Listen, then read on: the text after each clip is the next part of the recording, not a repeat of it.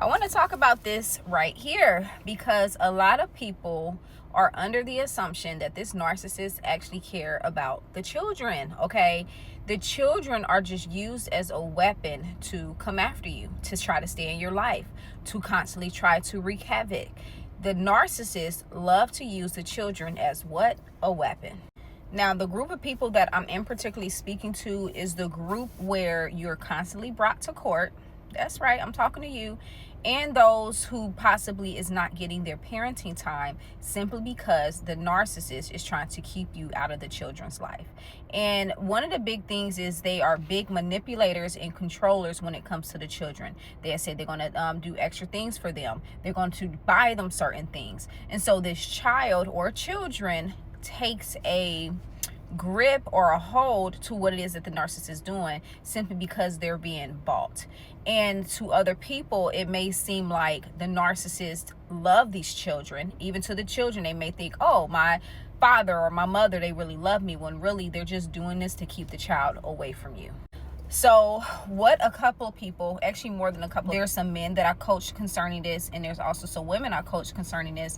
And from what they have told me, they have literally separated themselves from the children altogether, because the narcissist's main objective is to get to you, okay, through your children, simply because they can't get to you alone anymore, because you have broken up, you have divorced them, you have literally moved on with your life in other relationships, in different careers, in different states, but yet they want you to feel the pain that they're feeling, so they use the children as the weapon. I want to go back, I want to backtrack a little bit to some of the parents leaving their children. Now, there is this one in particular guy. He said he haven't seen or talked to his children in like 3 to 4 years. He said because every time he would try to go for his visit, the other parent would manipulate. She would manipulate the time, the schedule. She would say they don't want to go. She would sit here and make different things for them to do during the time that he was supposed to have them.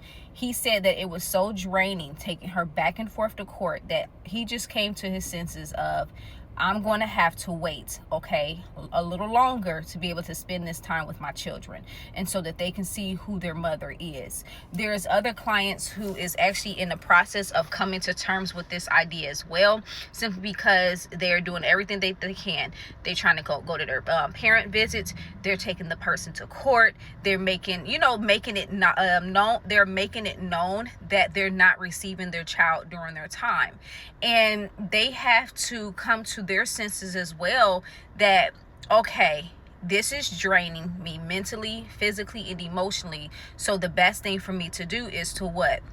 Have to let this thing run its course. One of the things I teach people is that children are not going to be children forever. They're going to eventually grow up. They're going to eventually want to leave that narcissistic parent. And so sometimes, okay, I'm talking to those who know you've been going through this. You've been feeling like this is probably the best bet for me because I can't take any more of this. You're probably going to have to just choose to walk away. Now, is that saying that you don't love your child? No, that's saying that I'm choosing this because I don't want you to have to feel like you're being played with tug of war. That's one of the big reasons, because a lot of children, they feel like their parents are, okay, well, I got to make a choice to go to mom's house. I got to make a choice to go to dad's house. And little do you know, that child is also probably being brainwashed that if you go to mom's house or if you go to dad's house, then this is going to happen, or you can't do this. So there's a lot of manipulation and control that's also taking place. So to solve the issue altogether, so that the child also not having fear and anxiety, is for you to be the bigger person to say, you know what, it's okay if you don't want to come. You know what, it's okay that you want to play your sports. It's okay. Make it okay to the child, so that at least they don't have to feel that tug of war from you. They only feeling it from that one parent. And I'm here to tell you that when they reach that age, you better believe they're going to leave that parent. They're not going to stay, okay? And so I just want to encourage you that if you're going through this, you're not alone.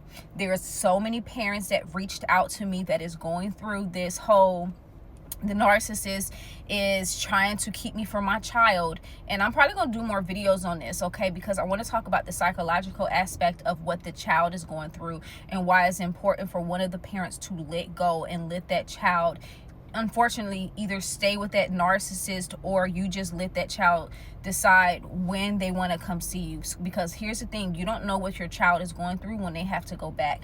You don't know the process of wanting to come see you, but yet they also have that fear and anxiety of what's going to take place because of the last incident. There's so much that goes into this. So I hope you guys be blessed, and guess what, I'm gonna come on for some more. Be blessed.